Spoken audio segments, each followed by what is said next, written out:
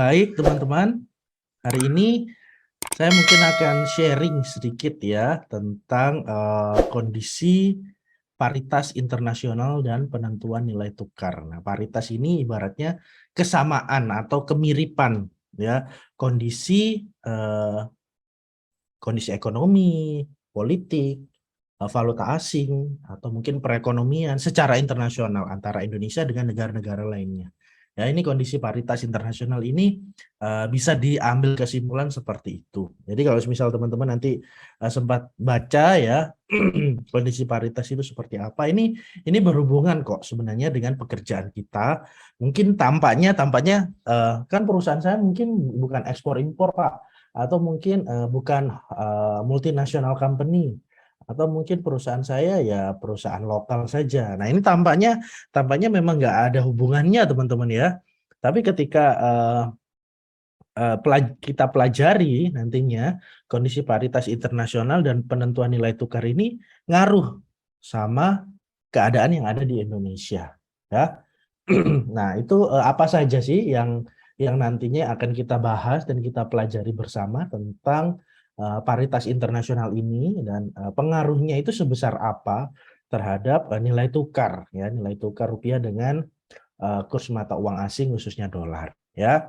Ternyata ini ada sangkut pautnya dengan IRP atau interest rate parity atau paritas suku bunga atau kondisi atau kesamaan suku bunga di eh, negara lain atau mungkin secara global ya. Hal yang poin berikutnya tentang daya beli ya, paritas daya beli kesamaan contoh misal mungkin kalau boleh saya simpulkan, apakah di Indonesia dengan di negara lain contoh di Inggris mereka itu setiap hari makan Indomie goreng, Indomie kuah atau produk Indomie setiap hari. Nah, ini juga mempengaruhi dari daya beli. Jangan-jangan di kita produk Indomie di Indonesia ini kan mungkin 3.000 5.000, tapi di negara lain harganya mungkin bisa 30.000. Mereka lebih murah untuk mengkonsumsi produk-produk yang asli sana, misal ya.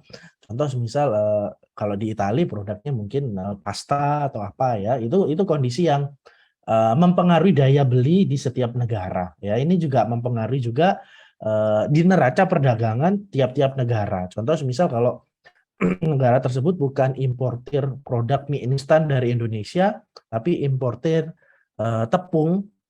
Nah, mungkin ini akan mempengaruhi dari neraca perdagangan ya, neraca perdagangan termasuk neraca pembayaran di negara tersebut ya, atau dampak Fisher ya, dampak Fisher atau perkiraan nilai tukar. Nah, nanti saya coba bahas satu-satu ya, teman-teman ya. Terkait paritas internasional ya. Nah, yang paling utama adalah ini sebenarnya ada kelanjutannya dari pembahasan minggu lalu tentang kurs falas atau valuta asing ya, bagaimana kurs falas ditentukan itu yang pasti awal muasalnya karena memang tiap negara itu nggak bisa memproduksi barang ya, mereka butuh produk tepung tapi mereka nggak bisa memproduksi gandum sebagai bahan baku tepung. Nah, harus mereka impor ya. Nah, ini mempengaruhi dari penentuan kurs falas, kurs valuta asing ya, atau neraca pembayaran atau transaksional eh, yang dilakukan oleh setiap negara atau di kawasan tersebut ya. Nah, ini ditentukan dari kegiatan perdagangan tersebut. Nah, bagaimana kita memperkirakan kurs falas? Memperkirakan kurs falas ini juga ada unsur eh, kebijakan moneter. Nah, kalau misal teman-teman masih mengikuti ya kebijakan moneter atau moneter yang di materi 2 atau 3 kalau nggak salah. Nah, ini juga mempengaruhi dari perkiraan kurs falas. Makanya kalau misal pemerintah Indonesia eh, mengekspor CPO atau kelapa sawit, nah, apakah di Indonesia ini tercukupi kebutuhannya? Atau jangan-jangan karena mengejar kurs falas ini agar kuota ekspor itu terpenuhi, nah ini kan juga berdampak terhadap perekonomian domestik di dalam negeri. Nah, ini juga perkiraan kurs falas juga bisa diukur dari kegiatan ekspor impor juga ya.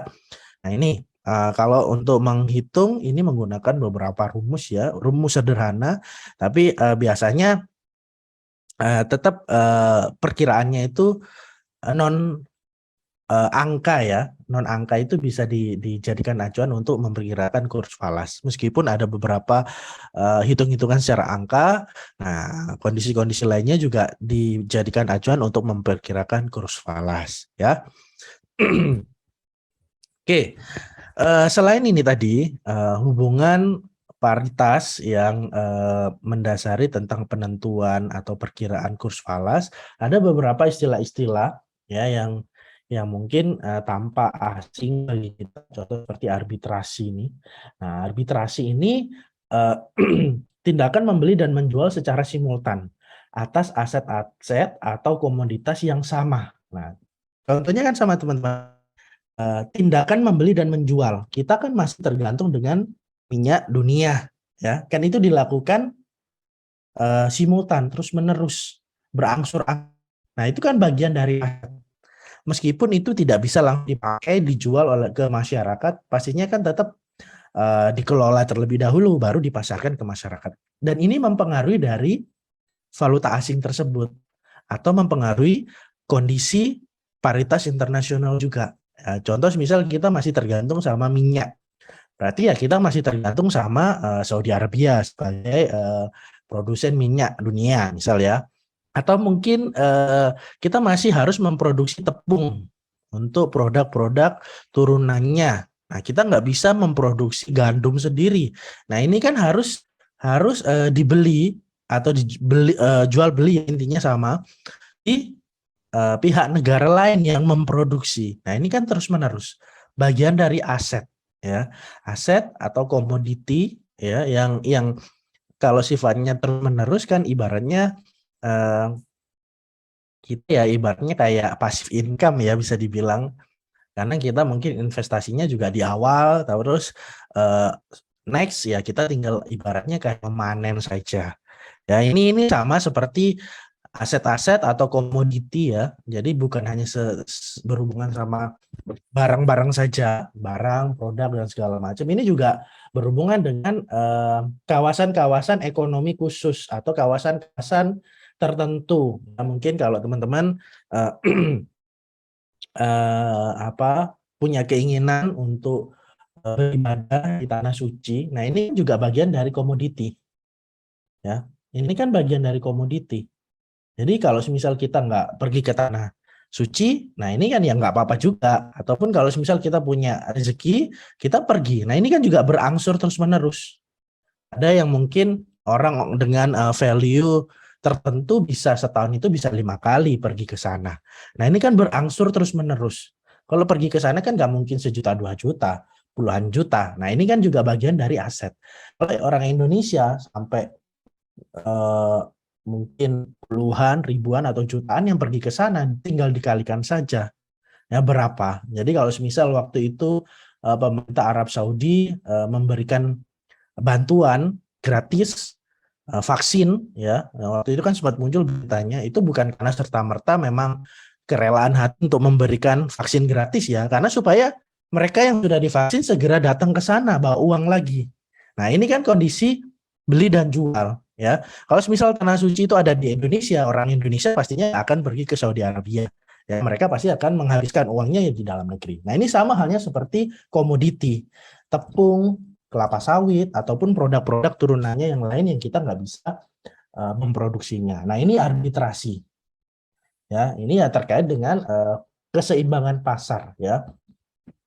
Nah, ini dijadikan peluang oleh ahli-ahli ekonomi bahwasanya ya dianalisis kondisi-kondisi keseimbangan ini kita analisis untuk menyelamatkan perekonomian domestik atau perekonomian di masing-masing negara.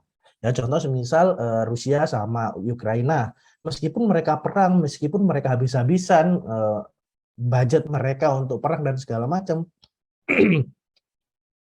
mereka tetap nggak akan merasa punya apa ya istilahnya ya kerugian, karena ibaratnya mereka ya ladang gandumnya ada di sana.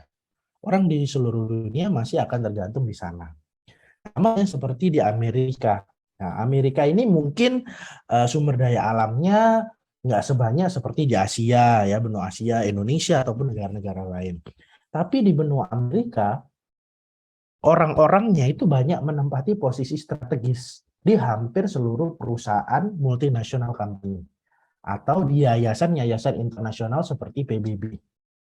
Ya, nah hampir semuanya orang yang dari benua Amerika mereka berada di posisi tersebut. Jadi kalau misal Indonesia akhirnya nggak mau menggunakan kurs atau valuta asing dolar, ya siap-siap saja Indonesia akan kena sanksi. Indonesia akan mungkin dikucilkan dari perekonomian internasional. Ya, nah ini yang dilakukan oleh pemerintah kita saat ini untuk proses negosiasi. Boleh nggak sih kalau yang paling banyak transaksinya dengan Indonesia itu Cina, kita pakai kurs mata uang Cina. Nah kan banyak nih investor di Indonesia yang kerjasamanya banyak dengan pemerintah Cina atau mungkin perusahaan-perusahaan di Cina. Kenapa kok nggak pakai yen saja, misal? Atau mungkin kurs mata uang sana. Nah, daripada transaksinya dengan pihak sana tapi menggunakan dolar, ya. Padahal nggak ada sangkut pautnya ya dengan transaksi siapa, tapi kok kita harus menggunakan patokan itu. Nah, ini yang masih dijadikan ibaratnya analisis bersama oleh orang-orang yang level tertentu yang paham tentang paritas ini, ya, keseimbangan yang ada di perekonomian secara global. Nah, kalau misal Indonesia mau apa istilahnya bandel ya, Indonesia mau bandel ya, saya yakin juga kita juga akan kesusahan. Nah, tapi kalau semisal ada plan atau plan B ya, ibaratnya dari kebijakan yang ditetapkan oleh pemerintah, ya saya yakin juga akan menguntungkan kita juga ya sebagai masyarakat yang tinggal di Indonesia. Ya ini gambaran di awal tentang kondisi paritas internasional yang selama beberapa menit ke depan kita akan pelajari bersama. Ya, oke. Ada beberapa hitung-hitungan matematis, tapi saya tidak terlalu fokus di situ, teman-teman. Karena sebenarnya angka-angkanya yang penting untuk dianalisis, bukan tentang cara menghitungnya dari mana hasilnya dan segala macam, tidak. Tapi tentang analisis angka-angka tersebut, terus mungkin kita juga punya gambaran yang mungkin bisa meningkatkan wawasan kita, sehingga kita punya nilai lebih dari sebelum-sebelumnya ketika kita mempelajari mata kuliah manajemen keuangan internasional ini. Oke, mungkin kalau ada teman-teman yang mau bertanya ataupun mau sharing juga nggak apa-apa ya. Saya senang sekali kalau misal teman-teman juga mau sharing atau mungkin ngobrolin sesuatu yang berhubungan dengan manajemen keuangan ini atau kondisi keseimbangan di internasional ya.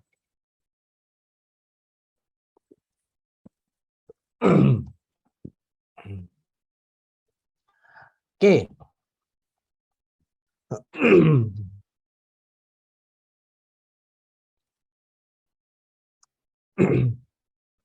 Oke.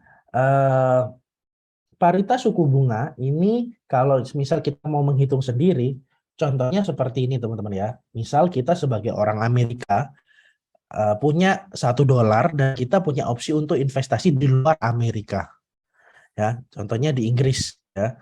Di Amerika atau mungkin di Inggris. Jika di dalam negeri, maka nilai investasi setahun kemudian dapat dicari dengan rumus sederhana ya. $1 ya dikali 1 plus. Nah, ini adalah interest rate parity atau IRP ya. Nah, ini baru keluar nilai tukar spotnya. Nah, jadi kira-kira nilai investasi dalam setahun yang dia dicairkan oleh kita itu berapa besarannya. Ya, tapi bukan tentang ini ya teman-teman, bukan tentang ini. Karena bagaimanapun juga kalau kita punya modal ya kita investasi aja di dalam negeri. Ya, secara tidak langsung kan kita juga meningkatkan perekonomian di dalam negeri. Yang ngapain juga kita ya kalau misal ya, kalau kita orang-orang opportunity biasanya ya ada peluang nih di luar negeri, kita investasi di perusahaan Facebook segala macam. Berarti kan uangnya kita kan ditaruh di luar negeri, dikelola oleh luar. Kenapa? Kok nggak di Indonesia? Padahal kita masih tinggal di Indonesia, hidup di Indonesia, mencari penghasilan juga di Indonesia.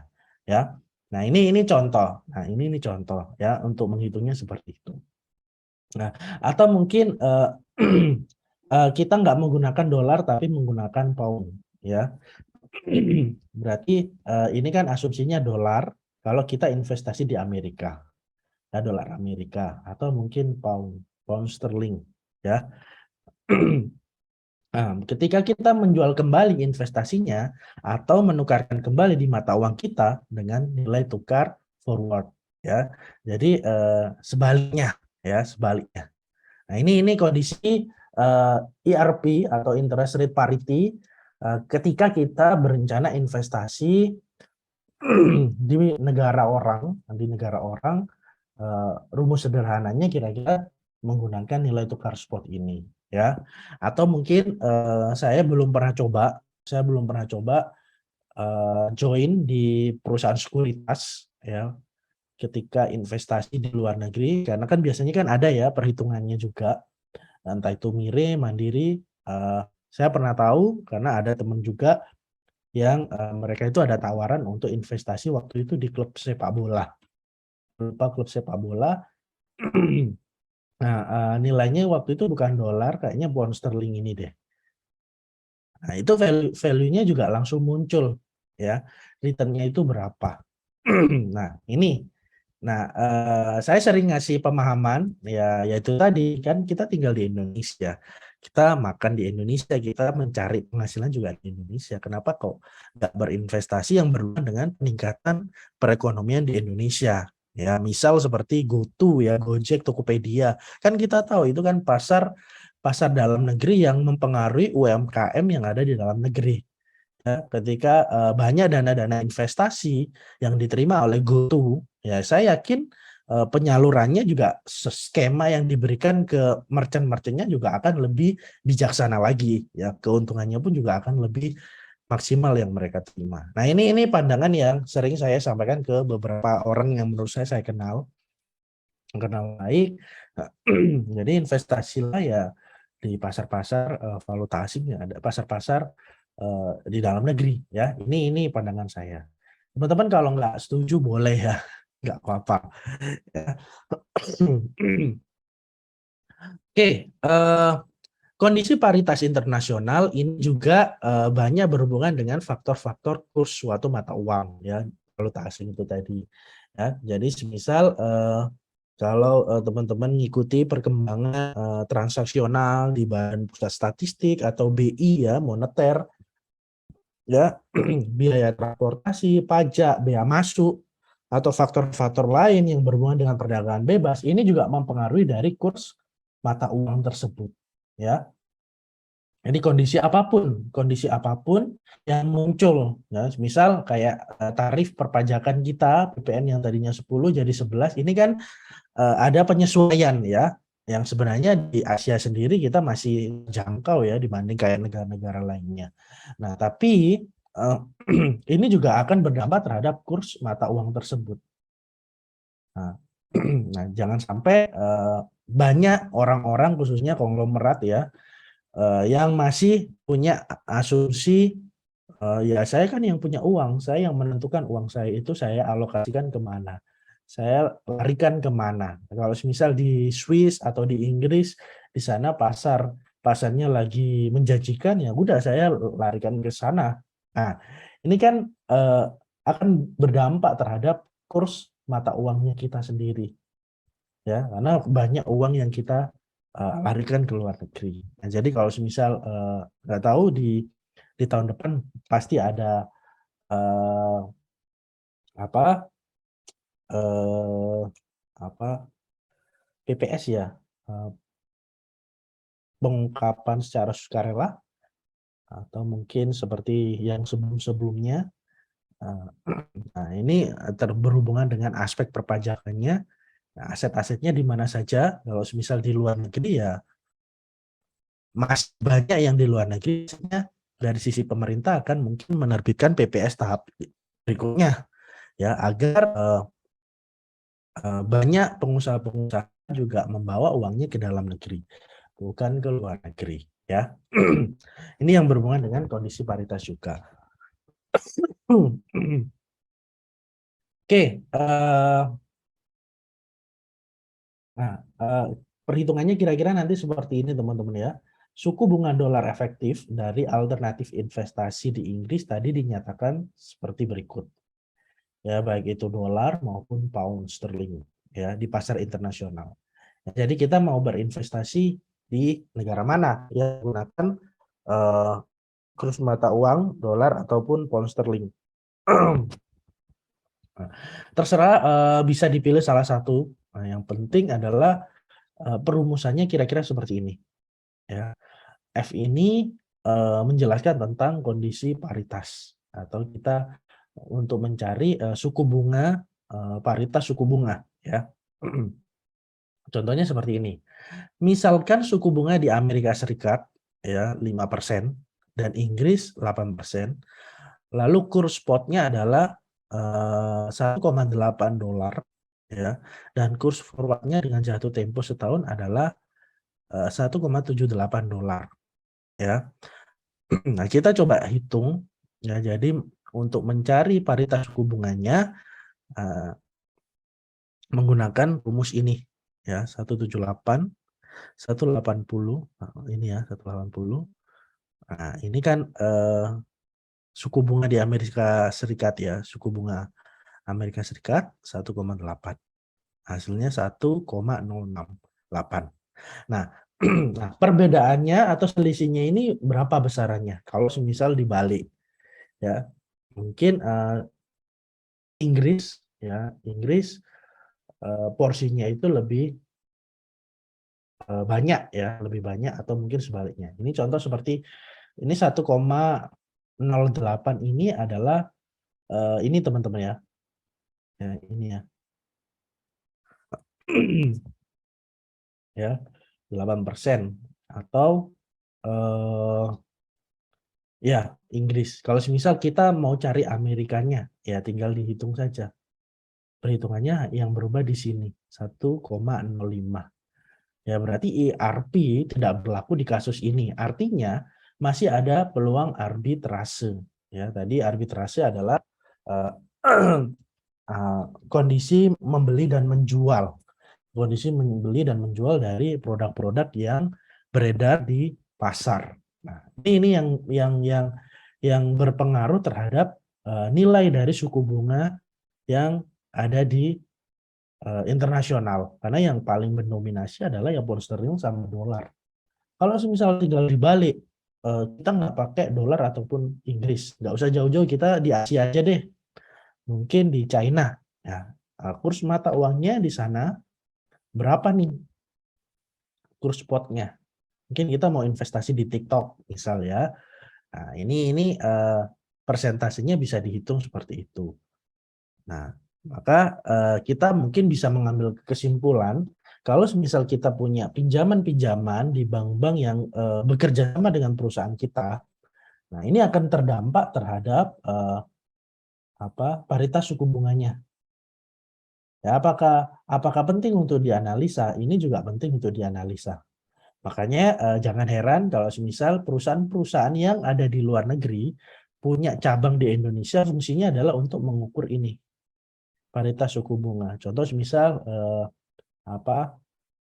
Bank China. Ya, Bank China di Indonesia kan juga ada. Karena banyak perusahaan-perusahaan yang holdingnya atau multinational company-nya itu ada di pusat sana di China. Ya, untuk mengukur ini. Nah, pinjamannya mereka nggak akan lari ke BCA ataupun Mandiri, mereka larinya ke Bank China. Ya, ini. Atau mungkin kalau di Indonesia selain Bank China, ya kalau Korea itu ya KB Bukopin itu ya setelah diakuisisi, atau mungkin Jepang Hana Bank. Nah, ini kondisi-kondisi seperti itu. Tapi kalau Amerika apa ya? ANZ bukan. ANZ itu masuk Australia, New Zealand, Singapura, UOB. Ya. Ya, itulah pokoknya ya. Nah, Inggris sama Amerika saya kurang begitu paham. Jadi yang pasti di Indonesia meskipun manufakturnya tidak sebanyak seperti manufaktur perusahaan-perusahaan China, tapi teknologi yang ada di Indonesia kebanyakan dari Amerika maupun Inggris. Ya, contoh misal industri manufaktur menggunakan mesin yang nilainya itu bisa MM-an. Nah, berarti kan yang investasi di Indonesia adalah kan mereka mainnya di teknologi. Untuk menggerakkan mesin produksi yang ada di Indonesia, mereka membutuhkan teknologi Amerika Serikat. Ya, mesinnya nggak murah loh. Belum lagi biaya maintenance mendatangkan mereka untuk maintenance.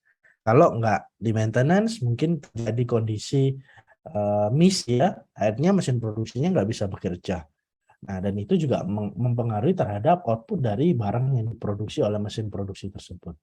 Nah, ini ini mempengaruhi juga teman-teman ya terhadap paritas suku bunga ya. Oke, banyak kan hitungan sih ini, nggak apa-apa ya, paling tidak ada gambaran juga. Oke, ketika kita harus melakukan pinjaman, ya misal kita melakukan pinjaman 1 juta dolar, maka berapa profit yang akan kita dapatkan nantinya.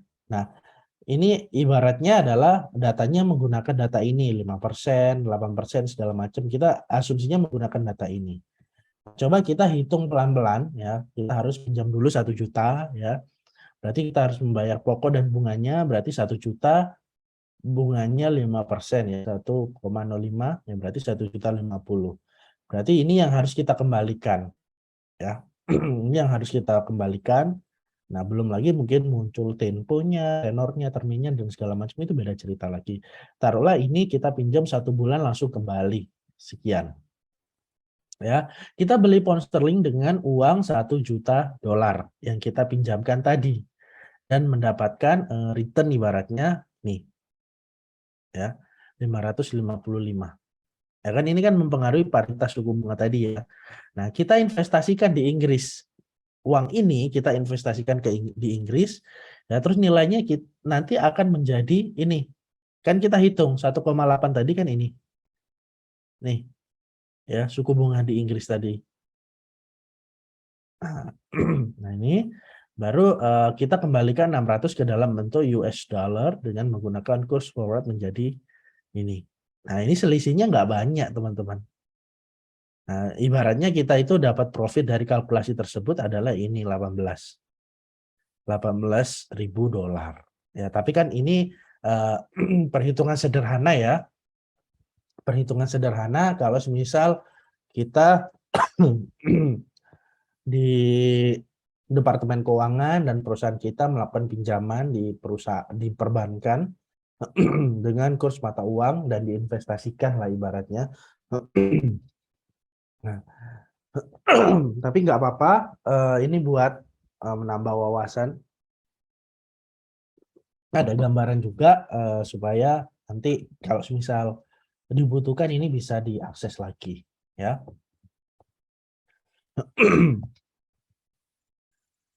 Oke, ERP memiliki implikasi langsung dalam penentuan nilai tukar. Ya, seperti yang tadi kita coba sharingkan di sini ya. Ini kan langsung mempengaruhi implikasi.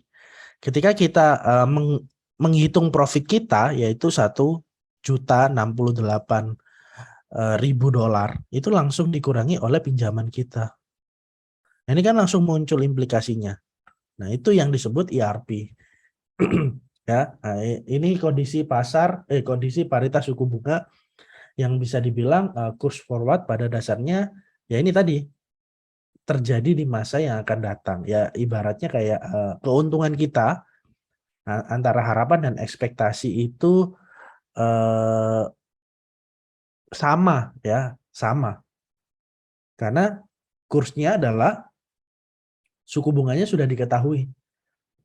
Suku bunganya sudah diketahui, terus kurs spotnya juga sudah diketahui, kurs forwardnya juga sudah diketahui juga ya, atau jatuh temponya itu sudah diketahui ya. Kalau semisal kita nggak diketahui terlebih dahulu ini angka-angka ini, kita susah untuk mengaksesnya ya. Antara harapan dan ekspektasi ini ya mungkin juga nggak akan sesuai ya untuk penentuan nilai tukarnya. Nah, ini perhitungan secara matematis ya, perhitungan secara matematis. Seperti yang saya sampaikan di awal, bukan berarti itu faktor utama yang dipakai ketika pemerintah harus waktu itu harus menambah pinjaman di Bank Dunia untuk investasi di Indonesia. Ini kan juga ngaruh kan? Ngaruh di sini. Pinjam di Bank Dunia menggunakan dolar. Investasi di dalam negeri. Nah, suku bunga Indonesia berapa? Ya. Nah, ini kan dihitung suku bunga di Indonesia berapa nih, misal. Terus ada nggak sih profitnya investasi di sini?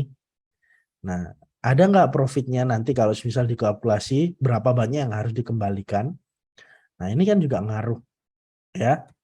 Makanya di pemerintahan sekarang kalau saya perhatikan itu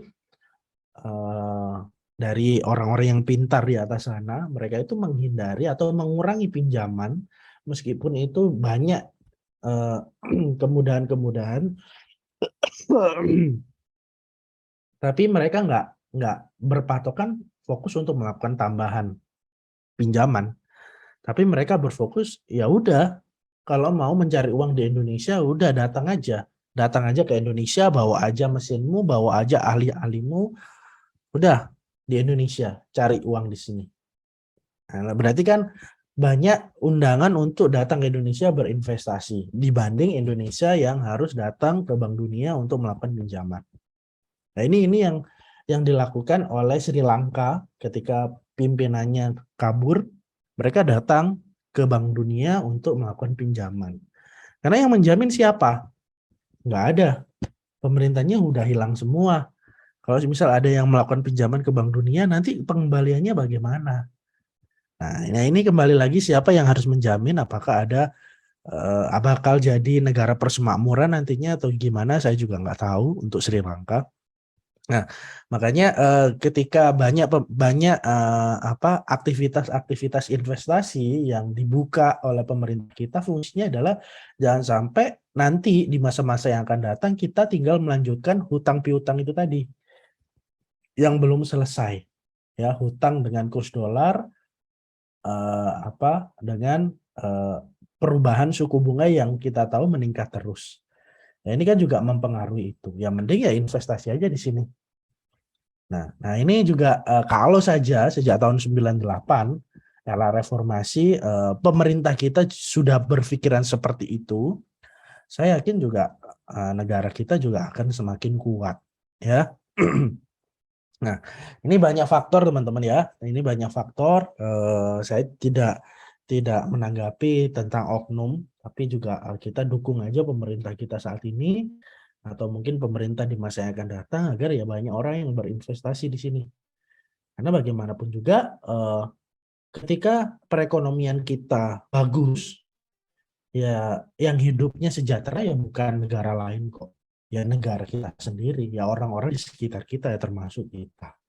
Ya, jadi kalau misal banyak orang-orang kaya yang uangnya itu dibelanjakan, barang beli properti, beli produk-produk konsumtif di Indonesia, di Indonesia ya, bukan di luar negeri. Ini juga membantu perekonomian di Indonesia juga. Contoh misal banyak orang-orang kaya, ya ini kaya ini dalam artian bukan konglomerat teman-teman ya, tapi secara value mereka mampu untuk membelanjakan uangnya untuk barang-barang yang mereka mau belanjakan. Bukan karena kebutuhan mereka belanja ini di luar itu, tapi mereka mau aja belanja. Mungkin mereka sudah punya sepatu, tapi karena punya uang mereka beli sepatu lagi. Nah, kalau mereka melakukan transaksinya di dalam negeri, belanja online misalnya ya, ya ini kan mempengaruhi perekonomian di Indonesia. Nah, nanti kalau misalnya teman-teman baca di BPS ataupun bankindonesia.go.id, itu kan banyak informasi peningkatan BDB ya, atau mungkin peningkatan value dari perekonomian di Indonesia ini berapa persen. Nah, itu muncul informasinya juga di situ. Nah, ini kan juga terbantu orang-orang yang mungkin di luar kategori mampu untuk membelanjakan uangnya, ya itu mereka akan terbantu di situ. Ya, contoh misal mereka mungkin nggak akan beli sepatu karena sudah ada sepatu. Tapi mereka yang mampu untuk beli sepatu pasti belinya ke siapa? Ya orang yang memproduksi tersebut. Orang yang memproduksi tersebut siapa? Ya, mungkin tetangganya kita. Ya. Nah ini kan kategori yang ibaratnya berangsur terus-menerus. Ya, nah contoh seperti kayak arbitrase tadi. Contoh seperti subsidi BBM yang akhirnya ditarik, banyak kok orang-orang yang akhirnya tetap membelanjakan uangnya untuk BBM. Ya, meskipun ada beberapa oknum juga masih masih berkomentar ada yang nggak mampu. Nah, ada yang nggak mampu. Nah, yang nggak mampu ini kan dapat bantuan dari pemerintah. Nah, entah itu bantuan dari pemerintah nyampe ke tepat sasaran atau tidak, ya kembali lagi kembali lagi ke oknum. Makanya kalau misal dirasa ini cerita dari salah satu rekan ya, salah satu rekan yang dokter-dokter ya, dokter-dokter ini kan bukan level yang ibaratnya butuh bantuan langsung dari pemerintah. Jadi datanya itu di list oleh eh, koordinatornya. Loh, kita dokter-dokter kok tiba-tiba ada uang 1 juta di rekeningnya kita. Itu apa? Oh, itu bantuan langsung dari pemerintah. Ya kaget dong. Maksudnya apa kok bantuan langsung dari pemerintah? Dikiranya saya dokter ini kurang banyak prakteknya. Nah, ini kan berarti kan entah itu oknum, entah itu siapa ya yang memasukkan data kok sampai dia dapat. Ya, akhirnya setelah setelah koordinasi dengan pihak perbankan, tolong dibiarkan saja. Kalau semisal karena kan kalau ada bantuan langsung itu biasanya di luar dari rekening utamanya kita. Tapi itu rekening baru yang butuh verifikasi datang ke bank. Kalau semisal pihak bank itu tidak dapat verifikasi dari nasabahnya, dianggap mereka nggak butuh bantuan tersebut. Makanya mereka nggak harus datang. Ya sudah, nggak perlu datang ke bank. Ya, meskipun di data mobile bankingnya dan segala macam, atau mungkin di absensi segala macam bakal ada, ya sudah nggak usah diurus. Nanti pihak bank itu akan mengembalikan lagi ke Jakarta, ke BI, bahwasanya ada angka sekian itu dianggap mereka nggak mau dapat bantuan langsung karena secara data mereka sudah layak kok, bukan masuk kategori bantuan langsung itu. Nah, ini kan banyak ya teman-teman ya yang bantuan-bantuan itu kurang tepat sasaran. Ya, yang diharapkan adalah ya kita fokus saja dengan apa yang saat ini kita kerjakan, ya mungkin di pekerjaan kita, di kuliah kita. Kalau semisal ada oknum-oknum yang dirasa bakal merugikan banyak orang, ya mungkin tinggal laporin aja. Ya, meskipun nggak ditindak, ya sudah pasti tinggal menunggu waktunya saja. Ya, oke. Sampai di sini mungkin ada yang mau ditanyakan, silakan teman-teman. Monggo, silakan.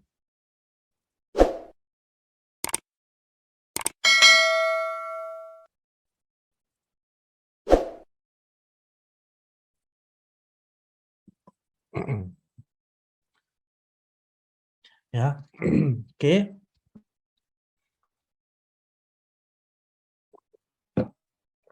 Ada yang mau ditanyakan, monggo silakan. Oke, saya coba lanjut ya. Oke, istilah paritas suku bunga yang tidak terlindungi atau uncovered interest rate parity atau uncovered IRP lahir untuk menyatakan bahwa perbedaan suku bunga antara sepasang negara. Contoh misal antara Indonesia dengan Amerika atau Indonesia dengan Malaysia. Ya, ini kan ada transaksional karena ada kebutuhan ekspor impor. Nah, ini kan juga mempengaruhi nilai tukar ya. Nah, mempengaruhi nilai tukar, mempengaruhi valuta asing ya. Nah, nah ini yang bisa dibilang dinyatakan dengan contoh yang tadi. Tapi kalau untuk saat ini ya, uncovered interest rate parity ini hampir jarang dipakai. Ya, jarang dipakai bukan berarti tidak perlu dipelajari, karena kita itu lebih condong ke nilai mata uang ini, dolar sama pound sterling. Nah, kalau menggunakan kurs mata uang ini, jadi ya dari sisi siapa yang diuntungkan, ya kita bisa membacanya. Ya, nah, kita itu berada di posisi yang nggak gampang. Kita nggak mau bergantung sama dolar. Kita secara perekonomian global juga PR ya untuk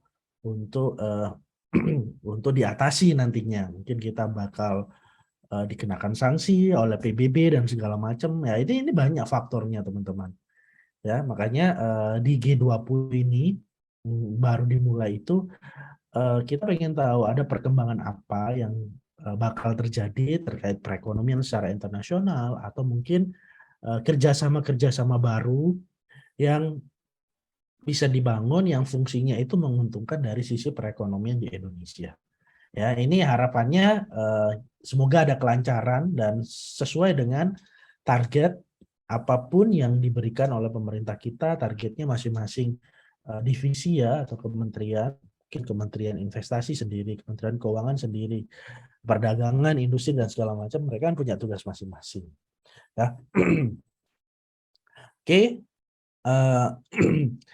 Jadi bisa disimpulkan teman-teman ya, IRP sendiri ini suku bunganya berhubungan dengan dua negara ya. Kalau misal kita dengan Inggris atau kita dengan Amerika ya berhubungan dengan itu. Nah, padahal seperti yang saya sampaikan tadi, padahal kita transaksinya dengan pihak China. Kita banyak loh ekspor impor dengan pihak China. Kenapa kita harus bergantung sama kurs mata uang dolar? Nah, ini berhubungan dengan IRP tadi. Ya, berhubungan dengan IRP. Ya intinya banyak lah yang perlu kita perbaiki bersama yang fungsinya adalah untuk kebaikan menyeluruh di masa-masa yang akan datang. Ya. Dan berikutnya tentang nilai tukar masa depan yang diharapkan. Nah, IRP ini berhubungan dengan dua poin ini, teman-teman. Ya, suku bunga relatif antar dua negara, nilai tukar masa depan yang diharapkan. Ya. Kesimpulan berikutnya, semakin tinggi rendah suku bunga di dalam negeri ya terhadap suku bunga di luar negeri, maka akan menyebabkan depresiasi atau apresiasi mata uang dalam negeri terhadap mata uang. Ya, seperti yang kita ketahui, nilainya itu jatuh atau di bawah dari nilai mata uang yang di luar negeri. Ya, seperti sekarang. Dolar berapa? 15 tembus ya. 15 tembus. Nah, itu tadi banyak PR yang harus kita selesaikan bersama. Kita nggak bisa apa istilahnya mematok dengan pemerintah sekarang harus selesai nggak bisa. Karena negara ini ya semuanya ya ikut terlibat termasuk kita semua. Ya mungkin teman-teman bisa jadi berada di posisi pemerintahan nantinya kan saya nggak tahu. Nah, ini juga penting untuk dipelajari manajemen keuangan internasional ketika kita berada di posisi atas. Baik itu nanti di pemerintah provinsi maupun pemerintah pusat. Manajemen keuangan internasional ini berhubungan dengan paritas internasional ya. Jadi semakin banyak perusahaan-perusahaan yang berinvestasi di Indonesia itu juga banyak menguntungkan ya, peluang pekerjaan, terus nilai dari transaksional yang ada di Indonesia juga akan meningkat terus. Daya belinya di dalam negeri pun juga akan meningkat terus ya.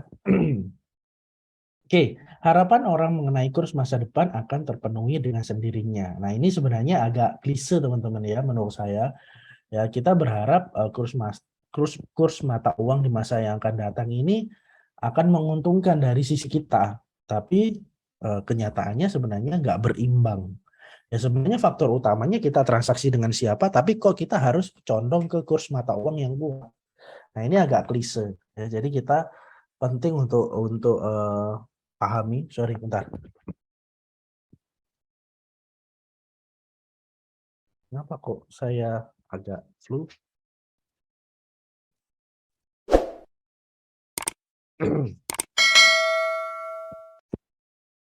Oke.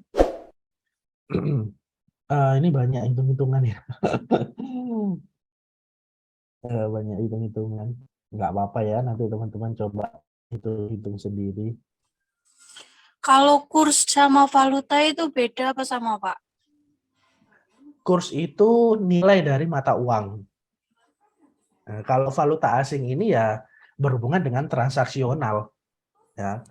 Jadi ya perbedaannya dari situ. Jadi kalau misal ibaratnya kalau kota dan kabupaten itu di dalamnya provinsi.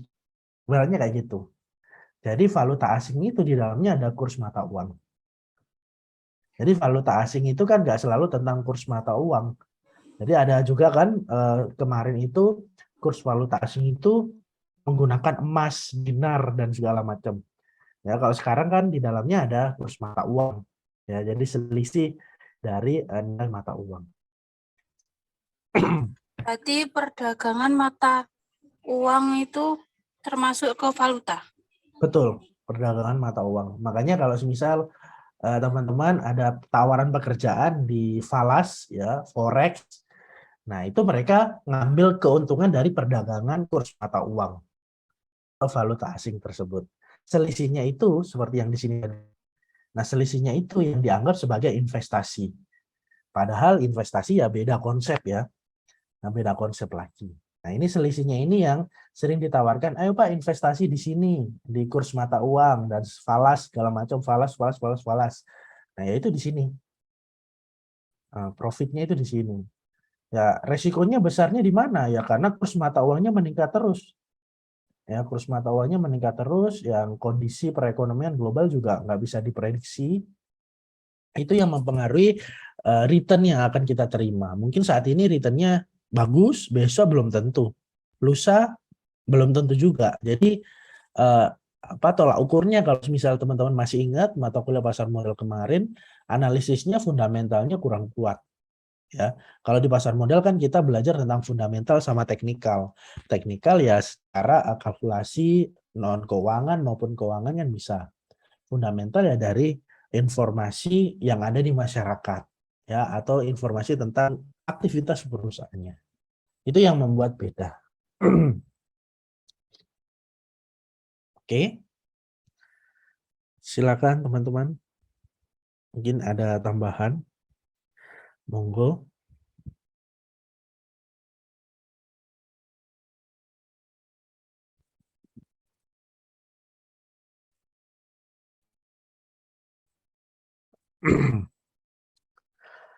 Silakan mungkin yang lainnya ada pertanyaan. Tampaknya memang nggak berpengaruh ya terhadap pekerjaan kita. Tampaknya memang nggak berpengaruh. Tapi saya yakin teman-teman, setiap aktivitas yang ada di dalam negeri itu pasti ada unsur perdagangan internasionalnya. Ya apapun itu, mungkin persentasenya 0,5%, 0,1%, pasti ada sangkut pautnya dengan perdagangan internasional. Itu tadi, karena tidak semuanya itu ada di Indonesia. Mungkin 0,1%-nya itu ada di negara lain. Nah, ini kan berarti kan butuh proses perdagangan internasional. Nah, kalau misal butuh proses perdagangan internasional, kan pembayarannya juga harus menggunakan kurs valuta asing itu tadi, kurs mata uang dengan perdagangan valuta asing itu. Nah, itu yang mungkin coba kita garis besari di sekitar kita atau mungkin di pekerjaan kita ada nggak unsur-unsur yang berhubungan dengan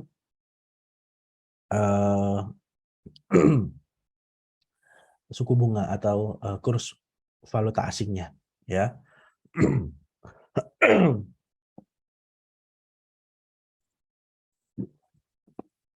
Silakan teman-teman. Ini nanti coba kalau semisal ada kesempatan coba dihitung. Kalau semisal teman-teman mau investasi di bidang komoditi kopi, ya. Nah, perhitungannya seperti apa? Nah, kalau tadi itu kan nggak tahu ya, IRP-nya itu hanya pengen tahu rate-nya saja, ya.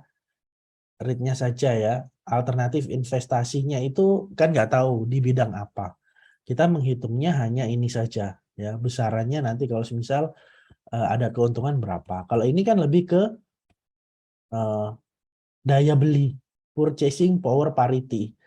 Berarti kalau semisal di Indonesia nggak bisa memproduksi kopi Arabica, misal kita harus mendatangkan dari Brazil, misal ya, kita mendatangkan dari Brazil, di Indonesia ada kopi, tapi bukan yang jenisnya Arabica, misal ya.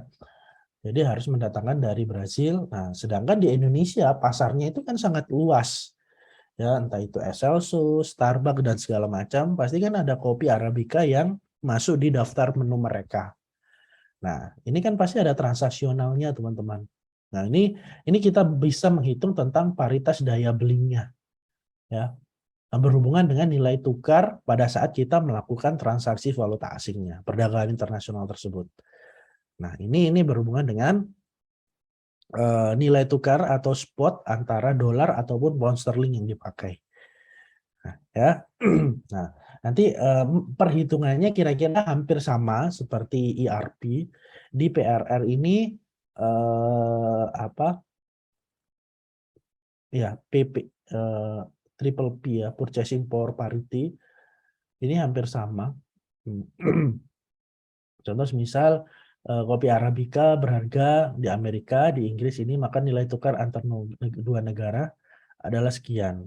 Ya, misalnya ternyata nilai tukarnya di dunia adalah 1,2, maka harga kopi di Amerika adalah apa? Nah, kita menggunakan harga dunia, ya, harga dunia, karena ini berhubungan dengan purchasing atau pembelian atau permintaan pasar secara keseluruhan. Beda lagi kalau tadi yang investasi. Kan bentuk investasinya kan bermacam-macam, mungkin bisa properti, aset berwujud lainnya, mungkin surat-surat berharga dan segala macam. Kalau ini kan langsung ke komoditi.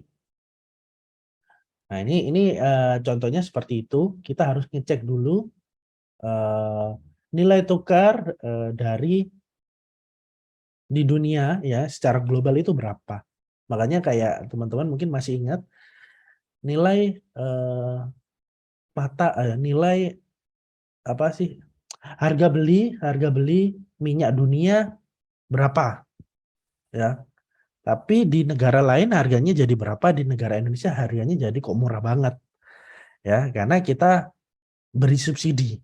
Nah, tapi setelah subsidi itu nggak ada, pemerintah buka keran banyak-banyak ya, siapapun boleh jual minyak. Ya, BBM ya, bahan bakar, semuanya boleh jual bahan bakar. Makanya kayak di Shell ataupun industri-industri SPBU lainnya, itu kan teman-teman harus rajin ngecek. Karena itu bisa berubah beberapa hari, itu pasti harganya akan berubah. Karena mereka acuannya adalah harga minyak dunia. Ya, acuannya mereka harga minyak dunia. Kalau saya setelah Shell ada, terus banyak keuntungan ketika saya beli Shell, akhirnya saya beralih ke Shell. Yang tadinya di Pertamina, tapi sudah mulai saya beralih ke Shell. Ya, ini bukan promosi, tapi banyak keuntungannya bagi saya. Ya, contoh misal kayak isi angin aja udah gratis. Ya, coba isi angin berapa sih? Nah, mungkin 5.000, 10.000 kali berapa kali. Ya, ini kan value menurut saya. Padahal selisihnya berapa antara BBM yang ada di Pertamina dengan Shell. Belum lagi saya dapat cashback pembayarannya menggunakan GoPay. Lumayan. Cashbacknya lumayan. Nah, ini banyak keuntungan. Ya, ini dari harga beli di dunia ya. Nanti teman-teman mungkin boleh coba perhitungannya seperti apa. Oke, secara teoritis argumen triple P itu masuk akal ya. Sama halnya seperti yang saya sampaikan tadi, minyak dunia harganya lagi murah, otomatis Shell itu juga akan ngikut karena mereka menggunakan harga minyak dunia.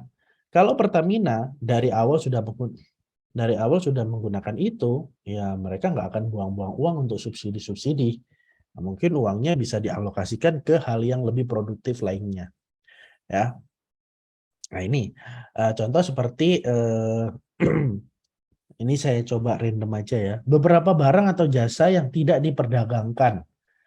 Nah ini barang dan jasa yang tidak diperdagangkan ini apa saja? Nah ini contohnya seperti gandum. Gandum itu tidak diperdagangkan, nggak ada kan di toko kelontong segala macam gandum kemasan 1 kilo 2 kilo, nggak ada, karena ini nggak masuk kategori perdagangan untuk retail industri tapi perdagangannya mereka langsung impor sendiri. Dan mereka cari jalan sendiri menggunakan apapun. Ya sama halnya seperti produk-produk farmasi. Ya, bahan-bahan baku farmasi itu kan nggak diperdagangkan di dalam negeri. Tapi outputnya yang sudah diproduksi itu yang diperdagangkan di dalam negeri. Tapi untuk raw materialnya atau bahan penunjang dan segala macam, ini mereka datangin sendiri. Ya, tergantung mereka mau memproduksi jenis item apa, mereka datangkan sendiri. Nah, ini mempengaruhi terhadap eksistensi suatu bisnis manufaktur tersebut. Jadi dia akan tetap eksis, dia nggak akan hilang di pasaran dan segala macam, dia akan terus bertahan. Nah, ini berhubungan dengan purchase power purchase power parity, ya, keseimbangan daya beli. Nah, ini kalau saya ambil kesimpulan untuk poin 3, teman-teman ya. Nah, ini poin 1, 2, 4, 5 ini juga banyak. Kalau misal kita mau menganalisisnya, nah yang paling penting adalah seperti yang saya sampaikan tadi, kita harus sering-sering membaca agar kita juga punya gambaran tentang analisis-analisis yang mungkin sekarang nggak begitu berdampak ya, tapi besok-besok dari analisis kita itu mempengaruhi terhadap pengetahuan dan wawasan kita. Nah, ini pentingnya itu seperti itu, teman-teman. Ya. Oke. Itu tadi interest rate ya, terus daya beli, terus ini ada Fisher. Fisher ini berhubungan dengan inflasi ya. Berhubungan dengan inflasi di suatu negara ya, mungkin penurunan suku bunga atau mungkin kenaikan laju inflasi. Nah, ini kalau misal kita tahu Amerika itu juga mengalami inflasi, teman-teman. Ya, makanya mereka itu punya bank sentral yang namanya the Fed ya, the Fed apa the Fed saya lupa. Bank sentral Amerika tersebut untuk menyelamatkan perekonomian di negaranya. Mereka menaikkan suku bunga agar inflasinya itu nggak terdampak secara fatal terhadap perekonomian Amerika. Nah, ketika suku bunga yang diterbitkan oleh Bank Sentral Amerika itu tinggi, otomatis kan berpengaruh terhadap kurs valuta asing, kurs mata uang pada pasar valuta asing. Nah, ini sebenarnya agak gimana ya? Kok bisa gitu loh? Kita ya itu tadi, kita sudah ibaratnya kita mau lari tapi nggak bisa lari, kita mau kerja keras tapi kok ada aja hambatannya. Nah, ini ya itu tadi, itu yang namanya Amerika. Saya bukan anti Amerika ya, bukan. Cuman ya dari analisis saya, dari kebijakan-kebijakan yang mereka munculkan itu banyak dampaknya yang terjadi di Indonesia.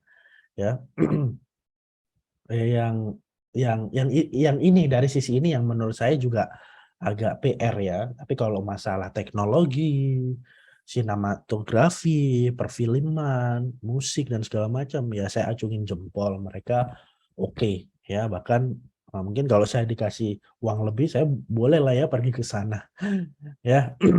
Oke, ya ini Fisher berhubungan dengan kenaikan atau penurunan laju inflasi yang berhubungan dengan suku bunga ya.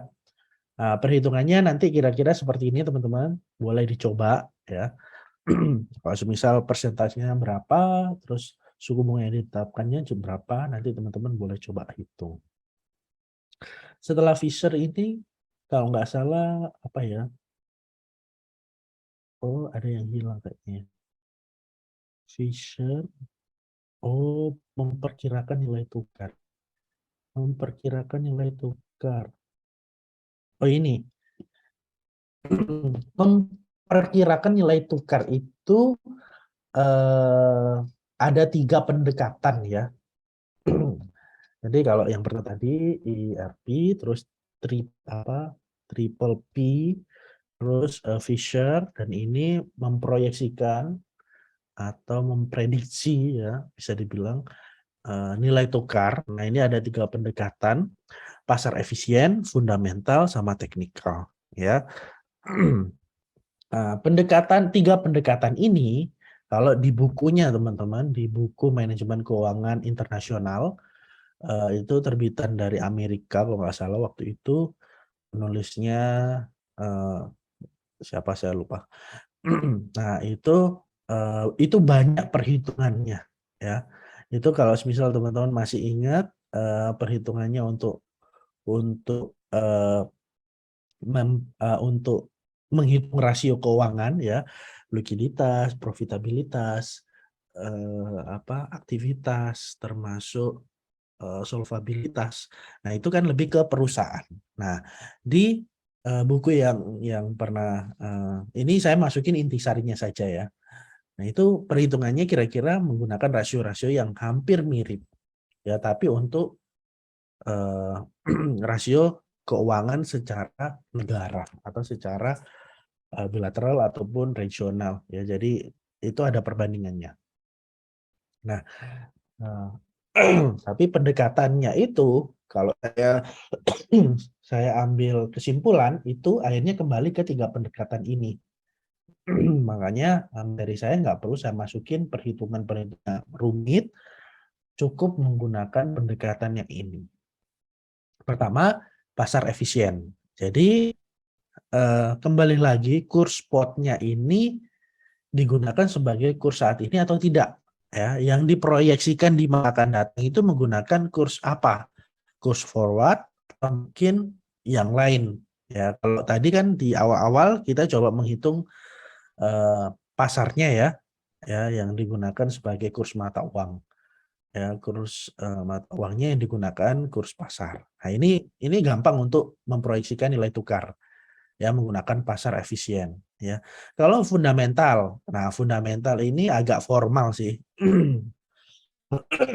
Kalau pendekatan pasar ini menggunakan nilai pasar ya, kurs kurs mata uang berdasarkan nilai pasarnya itu berapa ya kita ikut saja ya. Kalau pendekatan fundamental ini menggunakan informasi-informasi secara fundamental untuk penentuan nilai tukarnya ini diproyeksikan. Contoh seperti hampir mirip seperti analisis fundamental ya. Jadi kalau di pasar modal, analisis fundamentalnya lebih ke internal perusahaan. Pasar menganggap perusahaan tersebut memiliki value apa saja. Nah, ini bedanya adalah di negaranya, teman-teman. Kalau negara tersebut memiliki value atau mungkin berada di posisi lagi inflasi besar-besaran, ya, ini juga terpengaruh. Ya, pendekatan fundamentalnya ini pengaruh. Nah, ini non keuangan sih kalau boleh saya simpulkan, non keuangan yang bisa diproyeksikan dari nilai tukarnya. Ya, ini fundamental. Kalau yang teknikal ini lebih melihat ke data-data historis. Nah, ini lebih ke angka teman-teman ya. Lebih neraca perdagangan, terus neraca pembayaran, ya, terus ada transaksional ekspor impornya. Ini lebih ke teknikal. Polanya ini kita mengasumsikan dari data-data yang lalu-lalu. Sama halnya seperti kita ngitung rasio. Rasio 5 perusahaan, terus 5 laporan keuangan, ya ini kan sama. Nah ini bedanya kalau itu untuk perusahaan, ini lebih ke negara. Kita harus cari di neraca perdagangan atau neraca pembayaran negara tersebut. Ya, kalau misal dipublish, ya bagus kita bisa pelajari di situ. Oke, silakan. Mungkin ada yang mau ditanyakan teman-teman. Monggo.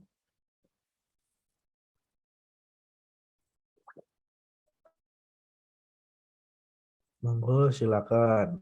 Mungkin ada yang mau ditanyakan. Mungkin nanti Pak kalau ada pertanyaan. Oke, siap.